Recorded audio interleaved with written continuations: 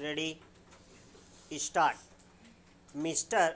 Vice Chairman, sir, the House is very well aware that the Union budget is a resource allocation exercise. Sri Arun Jaitley has exactly reflected the commitments made in the address and given a roadmap as to how the government is planning to fulfill those commitments through his budget in the coming years. I also take this opportunity to congratulate him for meticulously balancing the corporate sector on the one hand and the social sector on the other. And if I may say so, it tilts a bit towards social sector, which is welcomed and appreciated by one and all. And I repeat here what the Honorable Prime Minister has said about the budget. He said that it is progressive, positive, practical, pragmatic, and prudent. One of the opposition leaders said that the budget is dhan was dhan wapsi, dhan wapsi, that is giving money back to corporates. I only wish to tell him that it is not dhan wapsi, it is jan wapsi, that is return of people to the fold of NDA, and the return of these jan indicates the confidence they have in our government for अच्छे दिन. Sir, after a decade, we are moving on the growth trajectory, and in the next physical, we are going to pip China at the post and become the world's fastest growing economy. Secondly, reduction in international crude prices is like a blessing to India, which has reduced foreign exchange outgo substantially. Thirdly, confidence of ease of doing business in India has substantially gone up in the last 8-9 months, and this will be reflected in the next Forbes list of best nations for doing business and in the World Bank rankings. These positive signs help in galvanizing the economic activity, increase job opportunities, expand social network, and achieve the goals set of Amrit Mahotsav. As a part of cooperative federalism and to strengthen the states, as Honorable Prime Minister rightly said, that country progress only when states progress. Government of India has agreed to the recommendations of 14th Finance Commission and transferred 42% of taxes to the states, which is unprecedented in independent India.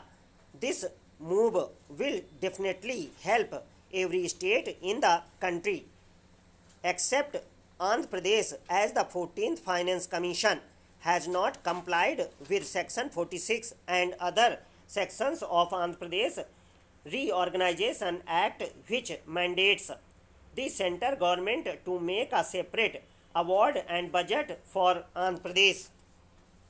Sir, in spite of that, we had a lot of expectations from the budget, but it has disappointed us. Secondly, the 14th Finance Commission had recommended Andhra Pradesh share as rupees 24,000 crores, but the budget has made only a provision of rupees 22,000 crores for the award period. Secondly, state disaster relief fund grant has been reduced by rupees 1,000 crores. local body grant has also been reduced by about rupees 1000 crores. If you calculate it, the budget has given an amount of rupees 3000 crores, less than what has been recommended by the Finance Commission. So, I request the Honorable Minister to correct this imbalance. There is no doubt that the Finance Commission has examined the financial situation of Andhra Pradesh. The Finance Commission has considered revenue deficit partially and has not addressed the massive developmental requirements of the residuary state, including new capital, infrastructure development.